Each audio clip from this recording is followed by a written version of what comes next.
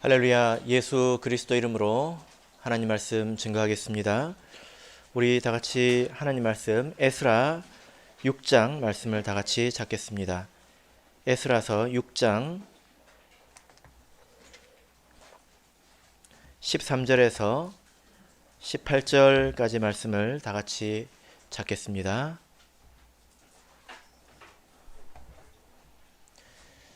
에스라 6장 13절에서 18절까지 말씀을 저와 여러분이 한 절씩 교독하겠습니다. 13절 다리오 왕의 조사가 내림에 강 서편 총독 다뜨네와 스달보스네와 그 동료들이 신속히 준행한지라.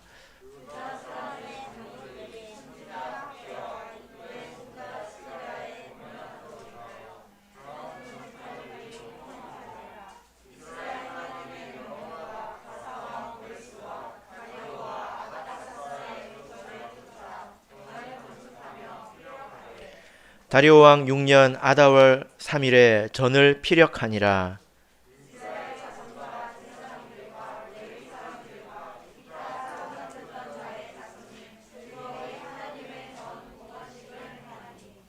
하나님의 전 봉헌식을 행할 때에 수소 100과 수양 200과 어린 양 400을 드리고 또 이스라엘 지파의 수를 따라 수염소 12로 이스라엘 전체를 위하여 속죄제를 드리고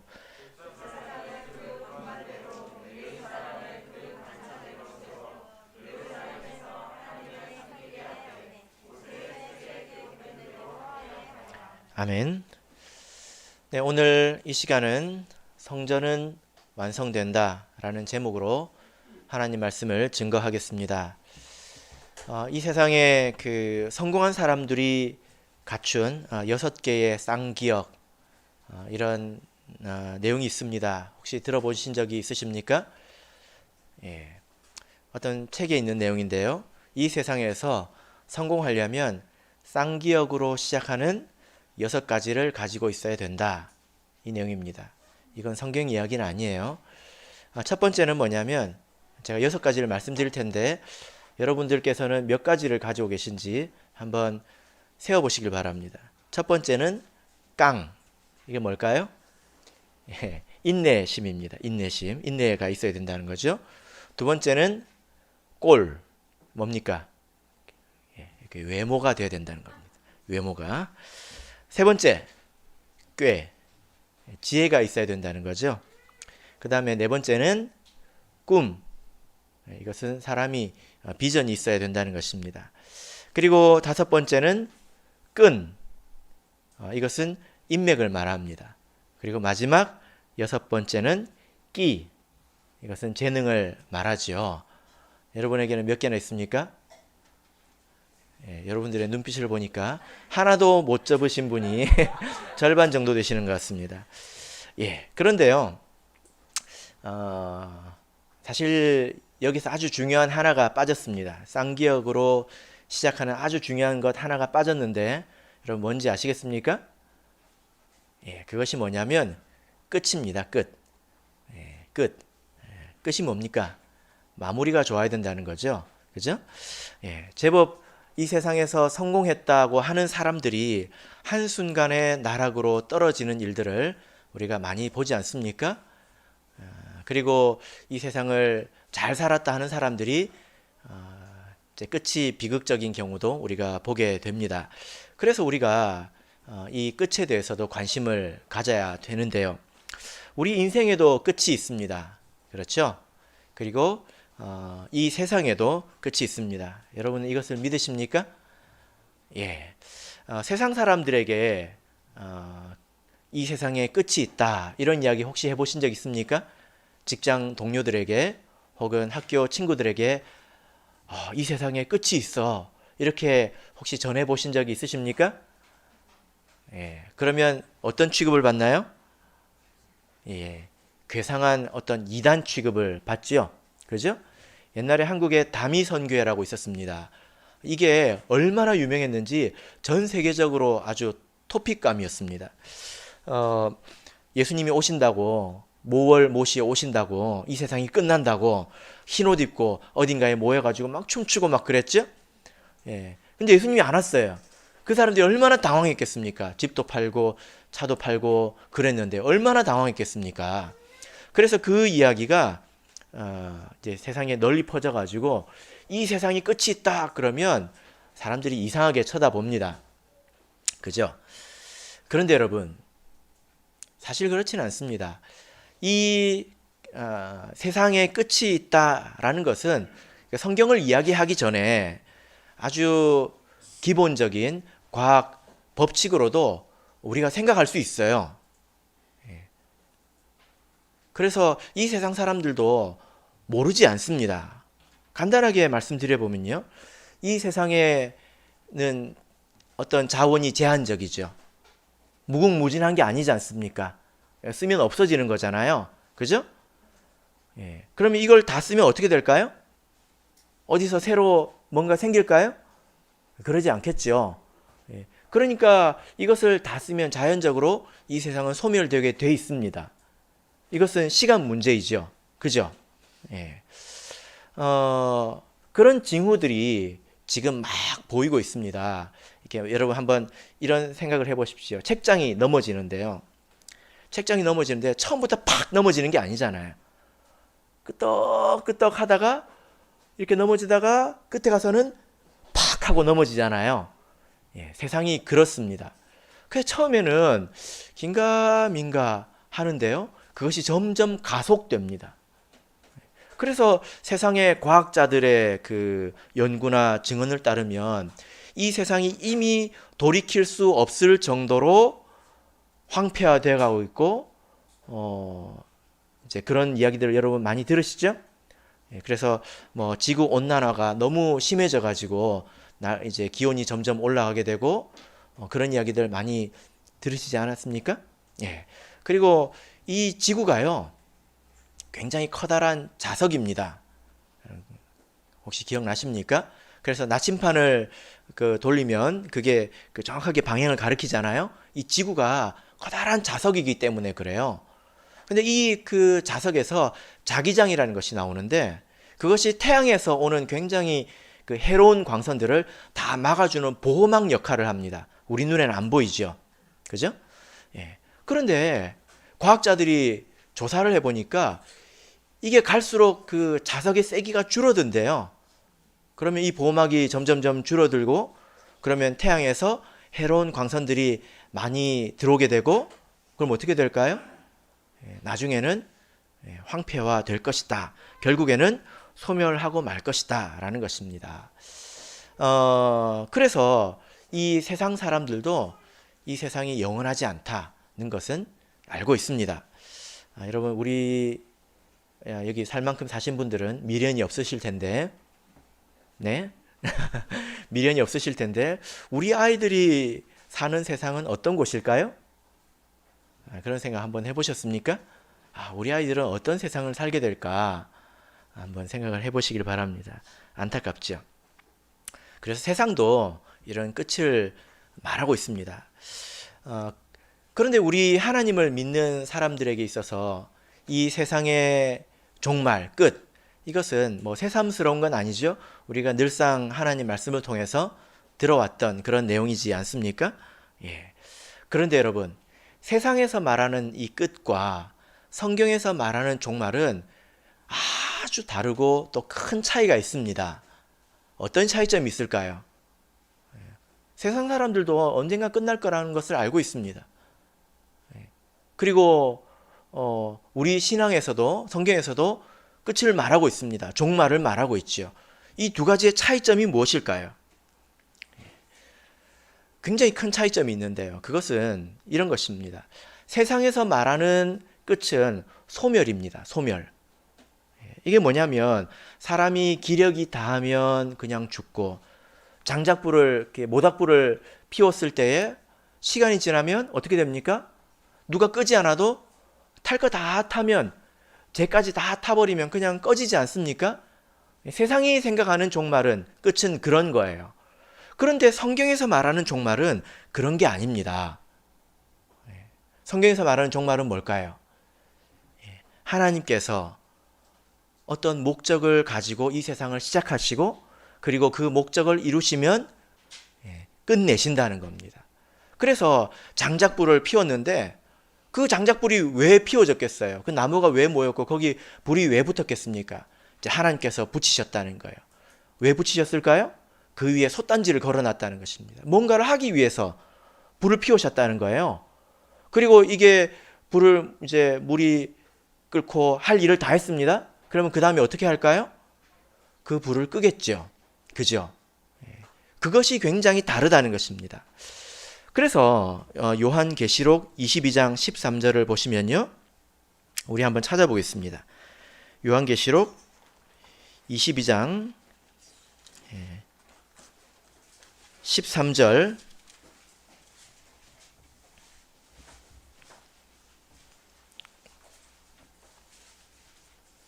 요한계시록 22장 13절 같이 읽겠습니다. 시작. 나는 알파와 오메가요 처음과 나중이요 시작과 끝이라. 예. 나는 알파와 오메가요. 이것은 처음과 끝이라는 뜻입니다. 그래서 다 같은 말이에요. 그래서 이 세상에서 말하는 것은 이 세상이 어떻게 시작되었고 또 뭐 다 소멸되면 끝나겠지. 그런 되게 모호한 생각이라면 성경 안에서 말하는 것은 하나님께서 목적을 가지고 시작하셨고 그리고 그것을 이루시면 끝낸다라는 것입니다. 여러분, 이 두 가지는 굉장히 다르죠. 그죠? 세상에서 말하는 그런 소멸에 관한 그런 생각을 가지고 있다면 아직 좀 여유가 있습니다. 뭐 세상이 뭐 이제 소멸하고 있는 것은 사실이지만 내가 먼저 죽을 것 같아요. 그렇죠? 뭐 아무리 빨리 세상이 망해도 나보다는 더 오래 갈 것 같아요. 요즘 허리도 쑤시고 무릎도 아프고 이런 걸 보니까. 그런데 만약에 우리가 성경에서 말하는 어떤 종말에 대한 인식을 가지고 있다면 그렇지 않습니다. 하나님께서 이 세상을 왜 시작하셨을까? 이루고자 하시는 일이 무엇일까? 그 일은 얼마나 되었을까?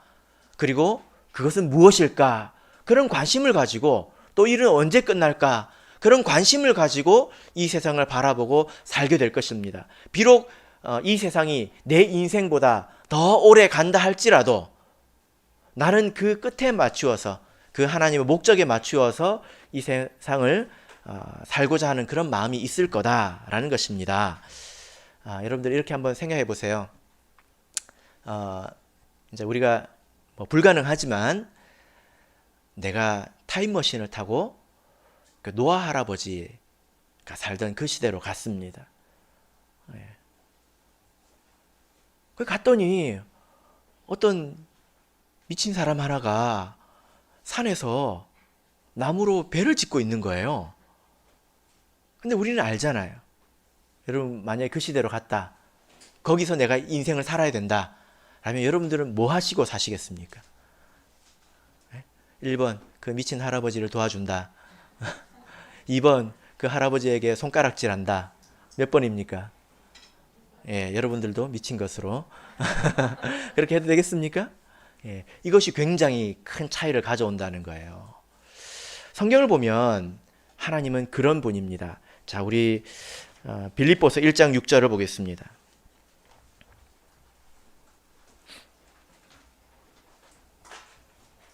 빌립보서 1장 6절 같이 읽겠습니다. 시작.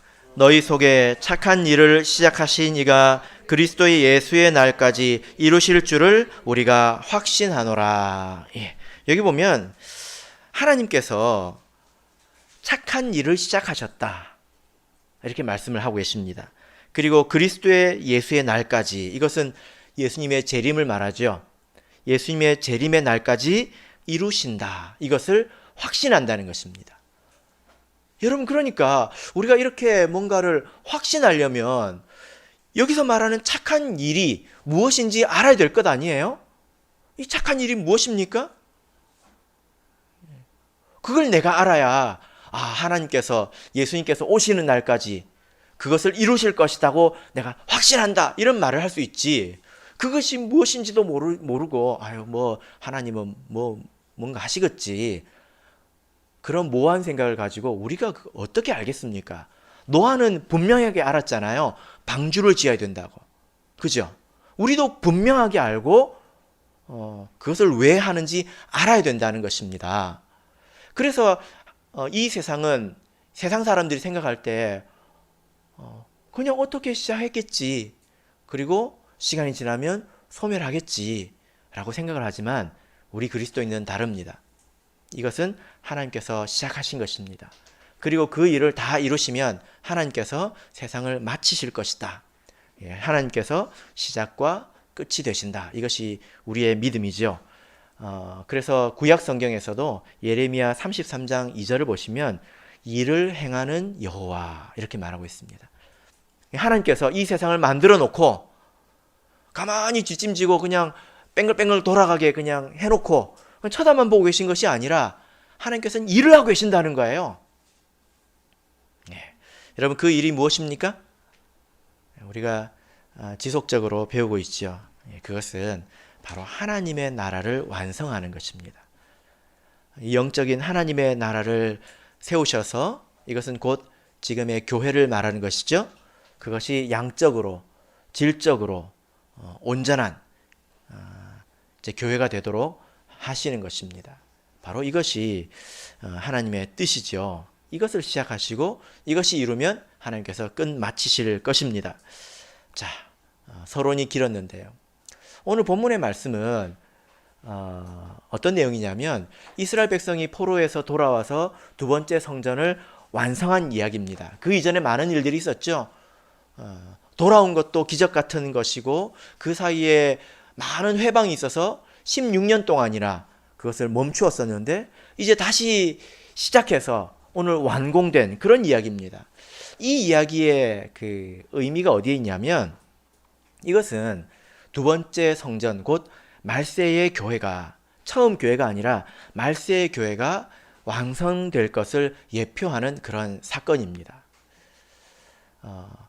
그러니까 이스라엘 백성이 저기 멀리서 포로로 생활하다가 자기 땅으로 돌아와서 많은 어려움을 극복하고 성전을 짓는다, 그 막대한 비용을 들여서 성전을 짓는다고 믿어주는 사람이 누가 있었겠습니까? 그건 되게 불가능해 보였다는 거예요.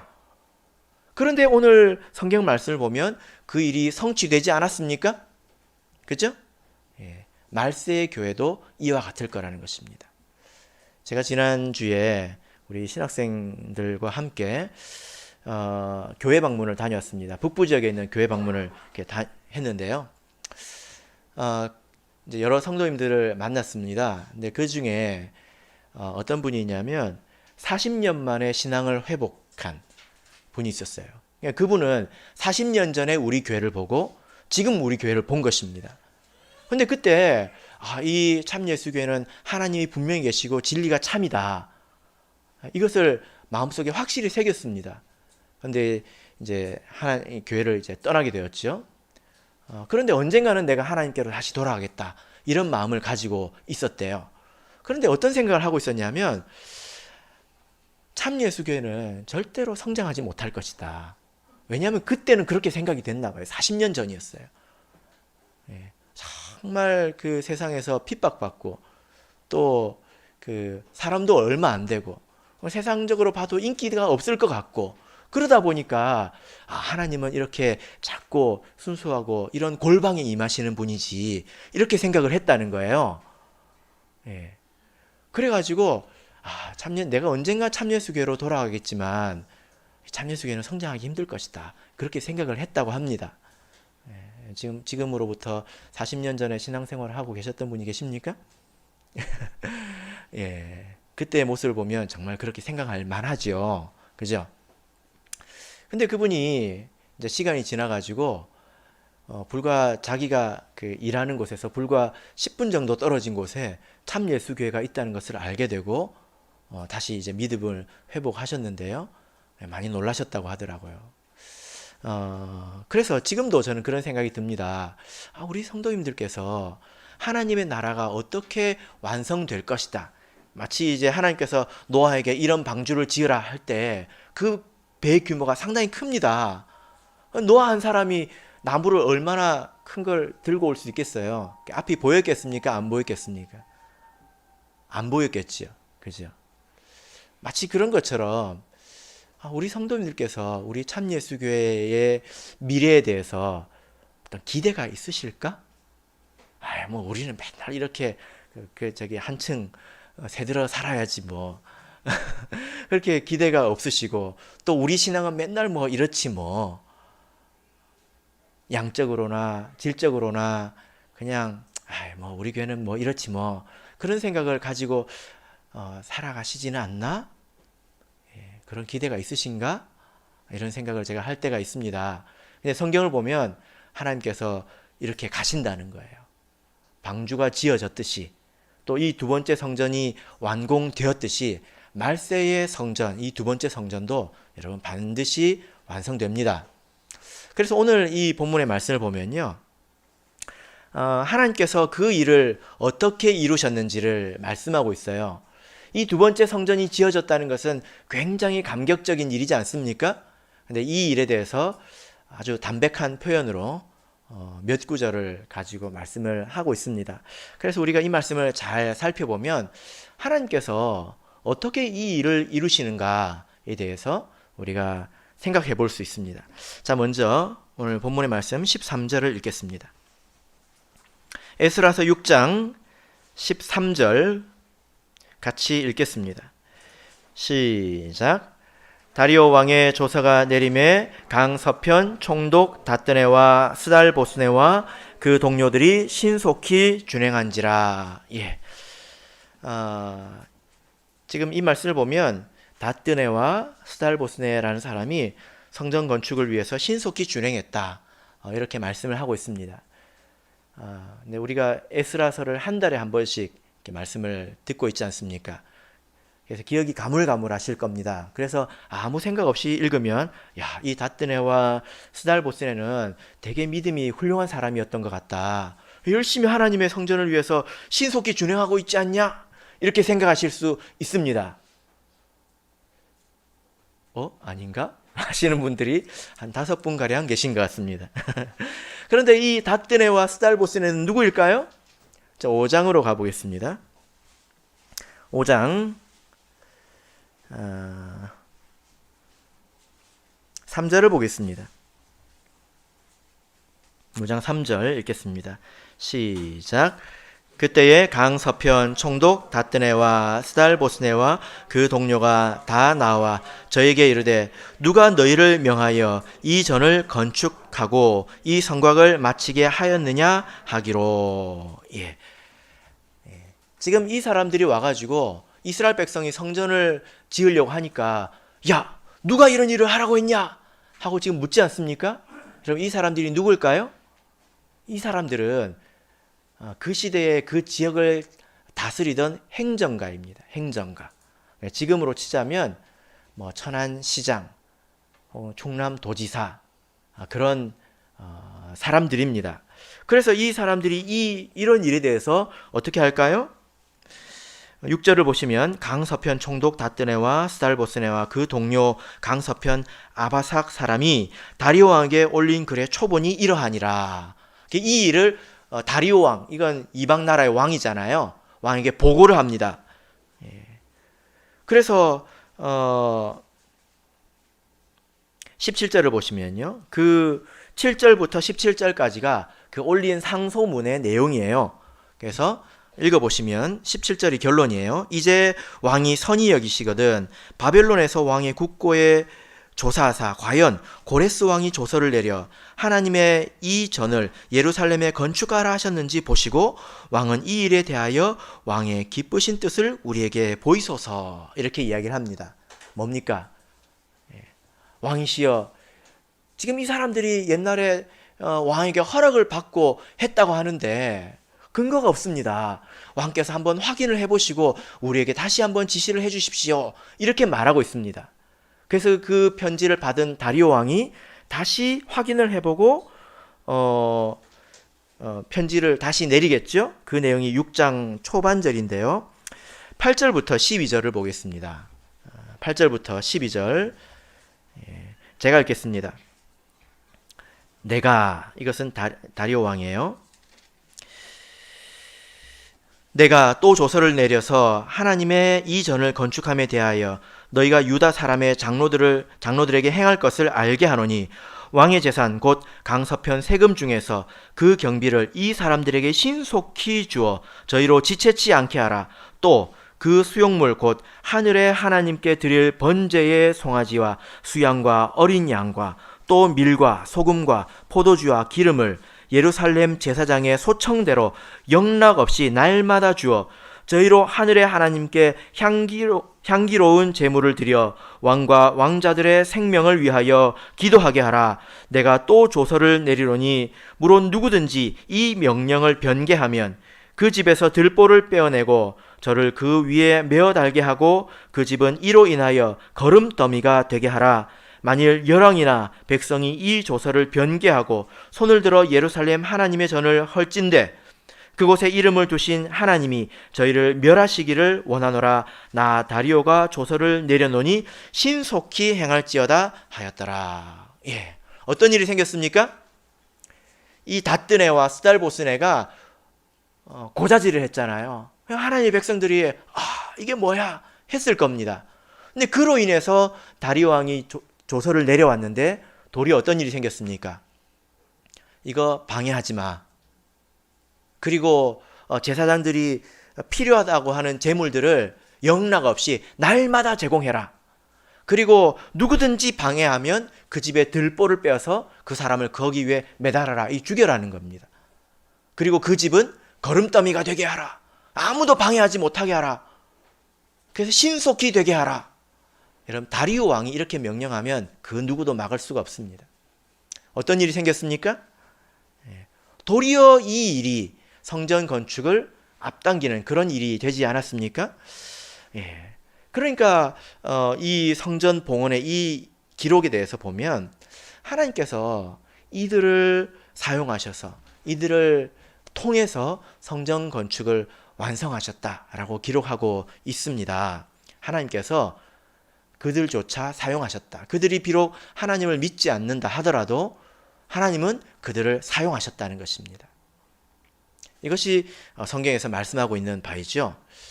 여러분, 우리는 이 일을 어떻게 받아들여야 될까요? 얼마 전에 선거가 있었죠. 선거하셨습니까? 목자님들이 선거만 되면 난처해요. 꼭 물어보는 사람이 있습니다. 목자님, 몇 번 뽑을 거예요? 그 정도면요. 적당히 얼버무리고 넘어갑니다. 그래서 제가 투표를 안 할까도 생각을 해봤습니다. 근데 어떤 분은요, 목자님, 제가 몇 번을 뽑아야 될까요? 저는 잘 모르겠어요. 물어보시는 분도 있습니다. 우리나라에 보면 지역 감정이라는 게 있지 않습니까? 제가 예전에 목포에서 목회를 했고요. 그 다음에 바로 거제도에 가서 목회를 했습니다. 다르더라고요. 분명히 다르더라고요. 근데 충청도에 오니까 잘 모르겠더라고요. 잘 모르겠더라고요.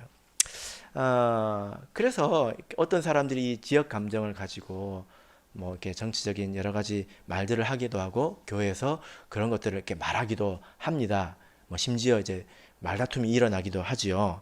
근데 우리가 이에 대해서 어떤 믿음을 가져야 합니까? 우리는 세상 사람들과 달라야 되지 않겠습니까? 성경에서는 뭐라고 말하고 있습니까? 그들은 하나님의 도구다라는 것입니다. 내 마음에 들든 내 마음에 들지 않든 내가 투표를 해서 뽑혔든 아니면 내가 뽑지 않은 사람이든 그 사람은 하나님께서 세우신 사람이다. 이것이 성경의 말씀이지 않습니까? 그렇다고 해서 그들이 다 옳다는 것 아니에요. 그들이 구원받는다는 건 아닙니다.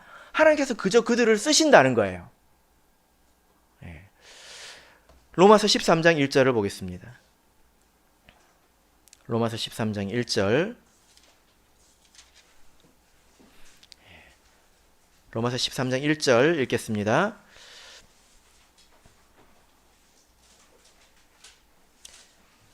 같이 읽겠습니다. 시작. 각 사람은 위에 있는 권세들에게 굴복하라. 권세는 하나님께로 나지 않음이 없나니 모든 권세는 다 하나님의 정하신 바라. 예. 모든 권세, 이것은 정치가들을 말하죠. 다 하나님께서 어떻게 하신 바라고요? 정하신 바다. 저기 북쪽에 있는 젊은 지도자도, 저기 미국에 있는 다혈질 아저씨도 어떻다고요? 예. 내 취향을 넘어선 이야기라는 것입니다. 그래서 가끔 이제 그런 정서들이 우리 어른들에게서는 이제 통제가 되지만 가끔 이제 청년들이 어떤 말을 할 때 굉장히 모욕적인 말을 하거나 표현을 하거나 이제 그럴 때가 있어요. 사실 그것이 옳지 않습니다. 내가 좋아하든 좋아하지 않든 우리가 존중할 필요가 있습니다. 그리고 성경에서는 이것을 권면하고 있습니다. 디모데 전서를 보겠습니다.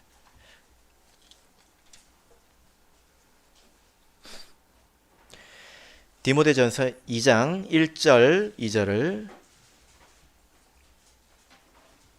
보겠습니다. 그래서 이것이 우리의 바른 믿음이죠. 디모데 전서 2장 1절 2절 읽겠습니다. 시작. 그러므로 내가 첫째로 권하노니 모든 사람을 위하여 간구와 기도와 도고와 감사를 하되 임금들과 높은 지위에 있는 모든 사람을 위하여 하라. 이는 우리가 모든 경건과 단정한 중에 고요하고 평안한 생활을 하려 함이니라. 예. 여러분, 우리는 기도할 때 다른 사람을 위해서 기도해야 된다는 것 다 아시죠? 예. 그런데 바울 사도도 이 말씀을 보면 그렇게 기도하라고 권면하고 있습니다. 근데 그 가운데 첫 번째가 누구입니까? 예, 임금들, 높은 지위에 있는 자들입니다. 그들이 내가 좋아하기 때문에가 아니라 그들의 어떤 판단과 결정이 우리 신앙생활에 영향을 미치기 때문에 그렇게 기도하라는 것입니다. 그리고 그들을 통해서 하나님의 뜻이 드러나도록, 하나님의 뜻이 이루어지도록 기도하라는 것입니다. 그래서 우리 이제 교회가 완성되는 것도 하나님께서 세상에 있는 여러 지도자들, 그런 사람들을 활용하셔서 이루신다라는 거죠. 그럼 우리도 그들을 존중할 필요가 있고 그것에 대해서 순응할 필요가 있다라는 것입니다. 그들을 위해서 기도하는 것이 마땅히 우리가 가져야 될 신앙이지요. 자, 이어서 이제 두 번째 말씀을 보겠습니다. 14절을 보겠습니다. 에스라 6장 14절.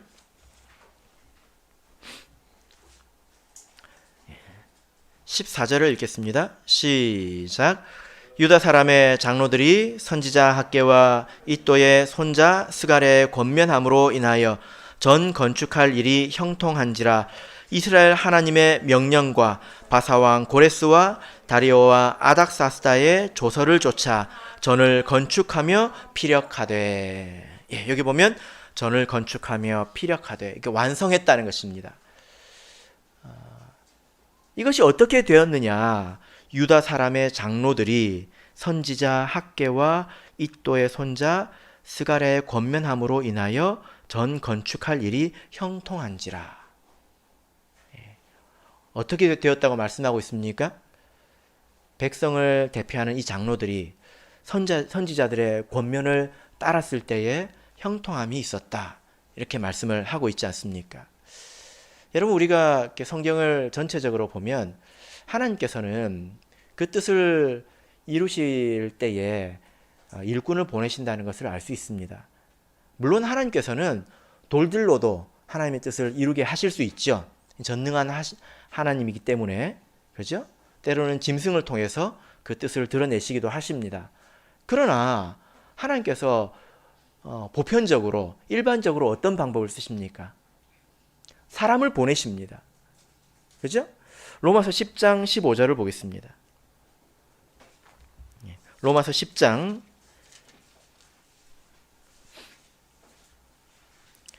15절입니다. 로마서 10장 15절 읽겠습니다. 시작. 보내심을 받지 아니하였으면 어찌 전파하리요. 예, 됐습니다. 보내심을 받지 않았다면, 그러니까 하나님께서 누군가를 보내시지 않았다면 어떻게 전파하겠느냐? 제가 미얀마에 다녀온 것을 여러분 이렇게 기억하실 텐데요. 이제 거기 가서 보니까 참 막막하더라고요. 이런 불모지에서 정말 희망이 보이지 않는 이런 곳에서 만약에 내가 이곳에 보내심을 받고 파송을 받고 온다면 나는 무엇을 할 수 있을까? 정말 할 수 있는 게 거의 안 보입니다. 뭔가 뾰족한 수가 없습니다. 그냥 막연하게 생각할 때는 열심히 기도하고 열심히 복음 전하고 그럼 하나님께서 역사해 주시고 뭔가 막 될 것 같지요.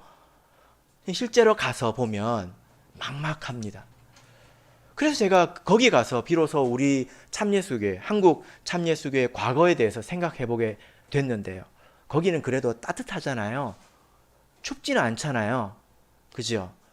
한국에서 이 초기에 우리 하나님의 일꾼들이 어떻게 이 일들을 했을까? 그것이 비로소 좀 마음에 와 닿더라고요. 여러분, 우리 목자님들, 원로 목자님들 또 초기에 많은 일꾼들이 굉장히 수고를 많이 하지 않았습니까?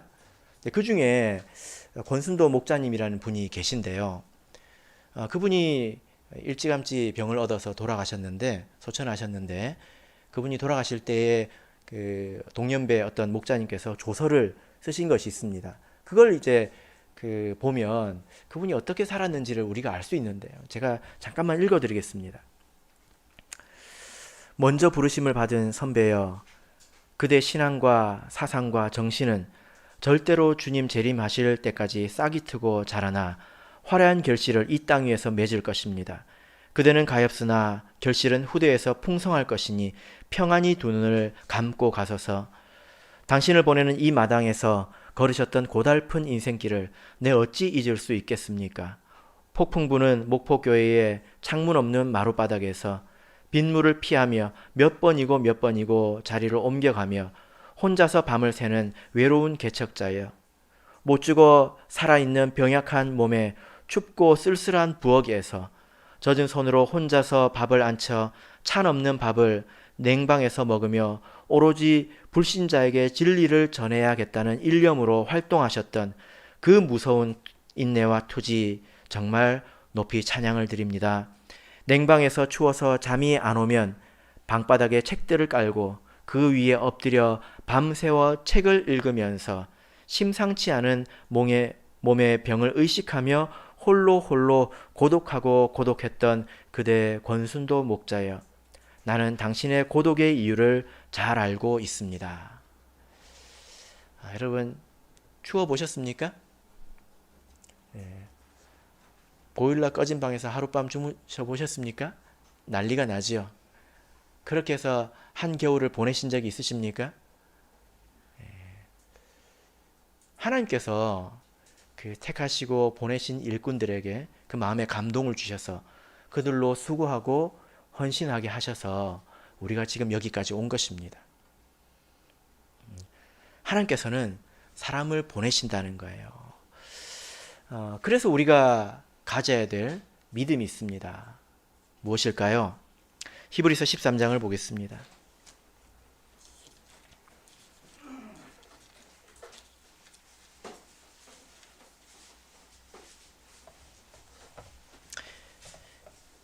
히브리서 13장 17절, 18절,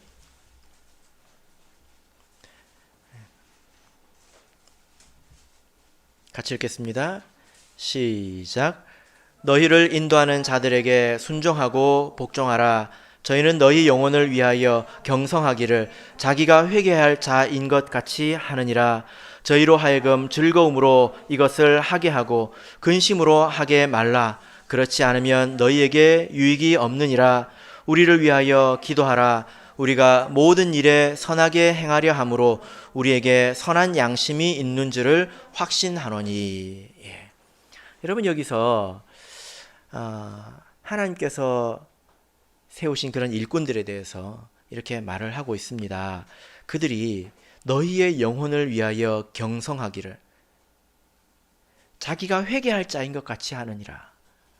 아마 이 가운데도 임원들도 계시고 또 책임을 맡은 사역자도 계시고 또 신도의 책임을 맡은 분도 계시고 또 저도 있습니다. 우리가 어떤 특정 기간 어떤 일을 맡았을 때에 내가 나중에 하나님 앞에서 회개해야 된다. 이것은 반성한다는 게 아니라 회개가 무엇입니까? 정산한다는 거잖아요. 하나님께서 나에게 은혜를 주셔서 나에게 이 기간 이 일을 맡기셨는데 일을 마치고 났을 때는 뭔가 좀 남아야 되지 않겠습니까? 뭔가 좀 더 세워야 되지 않겠습니까? 그래야 될 텐데 하고 스스로 자기를 깨운다는 거예요. 자기를 깨운다는 거예요. 그리고 모든 일에 선하게 행하려 함으로 우리에게 선한 양심이 있는 줄 확신하노니 이게 무슨 뜻입니까? 하나님의 일을 맡은 사람들이 다 옳은 게 아닙니다. 그들이 말하는 말이 다 진리도 아니고요. 그러나 그들은 선하게 일을 행하려 한다는 것입니다. 그리고 선한 양심이 있다는 것입니다. 물론 이 사람들이 어떤 책임을 맡았기 때문에 어떤 권한이 있게 되고 그것을 가지고 개인의 이익을 탐할 수도 있습니다. 그러나 그런 사람이 얼마나 됩니까? 그렇지 않습니까? 대부분 내가 하나님 앞에서 내가 이 일을 뭔가 남겨야 될 텐데 라는 그런 부담을 가지고 하나님을 섬기지 않습니까? 그죠? 그리고 이렇게 권순도 목자님의 이런 이야기를 들을 때에 나는 도대체 뭐 하고 있나? 그렇게 뉘우치는 마음으로 듣지 않습니까? 예전에 제가 기억나는 이야기가 있는데요. 가을이를 기억하십니까? 예, 오랜만에 듣는 이름 가을이. 그죠? 근데 어느 날 가을이가 많이 울었습니다. 왜 울었을까요? 가을이가 원래 많이 웁니까? 예. 우리 지금 방송을 녹화하고 인터넷에 업로드하는 이 일을 우리 학생들이 맡잖아요. 근데 그날 따라 가을이가 실수를 해가지고 목소리가 이중으로 이렇게 녹음이 저는 못 들어봤는데 그렇게 됐다고 해요. 그러니까 여러분 안녕하십니까 이렇게 계속 된 거예요. 들을 수가 없는 거죠. 근데 저는 그럴 수 있지라고 생각했지만 본인은 그게 되게 속상했던 거 봅니다. 내가 맡은 책임을 다하지 못했고 그 말씀을 이제 어떻게 들어보나 그런 여러 가지 생각에 내가 큰 죄를 지었다 생각에 펑펑 울었던 건 아니겠습니까? 아마도 지금 이 자리에서 하나님의 그 일에 대해서 책임을 맡으신 분들은 다 그런 마음 가지고 하나님을 섬기시리라고 생각이 됩니다. 그죠? 그래서 나는 그 지도를 받는 사람이기도 하고 또 어떤 면에서는 그 책임을 짐을 지는 사람이기도 하지요. 그래서 우리가 모든 사람이 이런 믿음을 가져야 되는데요. 첫 번째가 무엇입니까? 17절 보시면 너희를 인도하는 자들에게 순종하고 복종하라. 순종하고 복종하라. 같은 말을 두 번 한 것 같지만 사실 의미가 다릅니다. 순종하라는 것은 이해를 바탕으로 한 거예요. 이해를 바탕으로 한 것입니다. 근데 복종은요, 따지지 않는 것입니다. 그것은 그냥 권위적인 것입니다. 근데 이런 말을 우리가 잘 안 쓰잖아요. 여러분, 어디서 복종하라 이런 말 들어보셨습니까? 복종하라 이런 말 들어보셨습니까?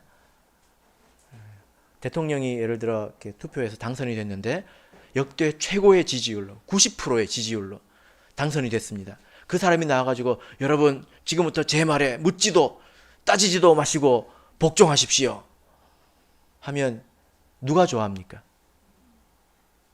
그죠? 근데 여기서 세상에서는 들어볼 수 없는 말을 우리가 듣고 있습니다. 우리가 하나님 말씀을 믿는다면 우리가 말씀도 받아야 되겠죠. 그죠? 이 말은 그 사람이 항상 옳아서가 아니라 하나님께서 그런 사람들을 통해서 역사하시기 때문입니다. 하나님의 역사는 내가 이해하고 내가 납득할 만한 일만 가지고 이루어지지 않습니다. 여러분 자신 있으십니까? 내가 이해할 수 있고 납득할 만한 일이 계속된다면 정말 우리 교회가 온전해질까요? 하나님의 뜻대로 온전해질까요? 저도 그런 생각이 안 듭니다. 저도 어떻게 해야 될지 모를 때가 많습니다. 그러나 하나님께서 이런 사람 저런 사람 번갈아서 이렇게 쓰시면서 때로는 이해할 수 있는 일로 때로는 이해할 수 없는 일들로 사용하셔서 그들을 하나님의 뜻을 이루어 가시기 때문에 그것을 믿고 순종하고 복종하라는 거예요. 여러분 그래서요 교회에서 말을 잘 들어야 돼요. 누구 말을 잘 들어야 됩니까? 나를 지도하는 사람의 말을 잘 들어야 합니다. 이게 목자님 말 잘 들어라 그런 이야기가 아니에요. 교회는 여러 차원의 리더십이 있습니다. 임원회의도 있지요. 직무회의도 있지요. 신도회도 있지요. 여러 이제 지도하는 사람이 있지요. 저도 제가 맡은 부분에서는 지도하지만 또 지도를 받는 부분에 가서는 저는 철저하게 순종을 하려고 합니다. 존중합니다. 그들이 다 가을이와 같은 그런 마음을 가지고 하나님 앞에서 내가 책임져야 될 일로 내가 한 것이 없으면 하나님 앞에 회개해야 될 일로 이렇게 생각을 하고 살아가는데 그런 사람들에게 건건이 따져야 되겠습니까? 이거는 잘했네. 저거는 못했네. 따져야 되겠습니까? 옳지 않은 일입니다. 절대로 그렇게 하지 마십시오. 그들이 진리를 벗어나지 않는 한 그리고 교회의 질서를 허물지 않는 한 여러분 따라주시고 존중해 주십시오. 아시겠죠? 말 잘 들으십시오. 좋은 말로 할 때 예. 여러분 여기에 믿음이 필요합니다. 섬기는 사람도요. 믿음이 있으니까 여러분들을 섬기는 것입니다. 하나님을 섬기는데 사실 성도를 섬기는 것 아닙니까? 하나님을 어떻게 섬깁니까? 에어컨을 하늘에 틀면 하나님이 시원합니까? 네? 밥을 하면 하나님 배가 부릅니까? 아니잖아요. 밥을 해서 누구 먹입니까? 여러분 먹이잖아요. 그리고 에어컨을 누구한테 틀어줍니까? 여러분들한테 틀어주잖아요. 그래놓고 말은 뭐라고 합니까? 하나님을 섬겼다고 하지 않습니까? 순종하는 입장도 마찬가지라는 겁니다. 하나님께서 세우신 사람을 존중하고 그들에게 순종할 때 내가 하나님께 순종했다고 말할 수가 있는 거예요. 그 믿음으로 수고하고 또 순종하는 저와 여러분이 되시기를 바랍니다. 마지막으로 우리 에스라 6장 16절부터 18절을 읽겠습니다. 같이 읽겠습니다. 시작.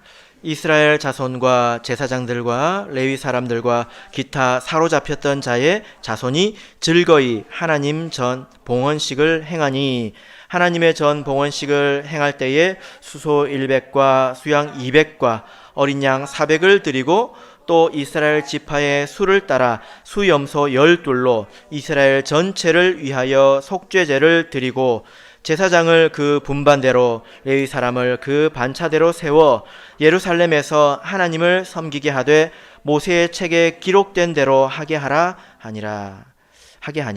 예. 여기 보면 이제 드디어 이 전을 하나님께 드립니다. 근데 누가 기뻐하고 있습니까? 이스라엘 자손들이 제사장들과 레위 사람들과 또 기타 사로잡혔던 자의 자손들이 즐거워하고 있습니다. 따지고 보면 이 모든 일을 행한 사람들은 바로 백성들입니다. 그죠? 하나님의 모든 명령을 누가 순종했습니까? 백성들입니다. 그리고 모든 것을 드린 자들이 누구입니까? 백성들이죠. 그리고 마지막에 그 자리에서 같이 하나님을 경배하고 기뻐한 자들이 누구입니까? 백성입니다. 세상에 지도자가 있어도요. 교회의 일꾼들이 있어도 백성이 없으면 의미가 없습니다. 그래서 하나님의 백성이 이 나라의 주역들이고 또 핵심이라고 말할 수가 있는 것입니다. 그래서 우리가 맡은 자리에서는 하나님의 일꾼으로서 그리고 또 그렇지 않은 자리에서는 지도를 받는 백성으로서 순종하며 살아야 되지 않겠습니까? 여러분 한번 이렇게 생각을 해보세요. 노아가 처음 배를 만들려고 나무를 잘랐을 때 그 온전케 된 배의 모습을 머릿속에 그리고 있지 않았겠습니까? 그리고 정말 될 것 같지 않았던 그 일이 마지막 그날에 이루어졌습니다. 그 일을 그의 자녀들이 도왔죠. 그죠? 여러분, 우리 이 참 예수 교회도 여러분들이 생각하실 때 아직 불완전하고 연약하고 그럴지 모르겠지만 하나님의 뜻대로 온전케 됩니다. 그래서 노아가 어느 날 완성된 것처럼 이 하나님의 성전도 역사의 어느 날 바로 반드시 완성될 것입니다. 그러면 우리가 우리의 인생을 어떻게 살아야 될까요? 그 일에 돕고 그 일에 참여하고 또 그 일에 수고하고 헌신하며 살아야 되지 않겠습니까? 제가 이번에 교회 방문을 이렇게 다니면서 우리 그 이제 성도님들을 많이 만났는데 신학생님들과 같이 이제 다녔거든요. 근데 우리 성도님들께서 정말 귀하게 여겨주시는 것을 제가 많이 느꼈습니다. 하나님의 나라를 위해서 이렇게 헌신하고자 하는 사람들을 귀하게 여기고 또 사랑하는 것을 제가 많이 느꼈는데요. 그것이 마땅하지요. 그죠? 그러나 우리가 그들을 위해서 또 기도해야 되고 또 협력해야 합니다. 우리 모두가 마찬가지죠. 그래서 마지막 이 하나님의 전이 이루어질 때에 우리 여기 있는 모든 성도님들께서 같이 즐거워하고 또 기뻐해 주지 않겠습니까? 그 자리에 저와 여러분께서 같이 계시기를 예수 그리스도 이름으로 축복합니다.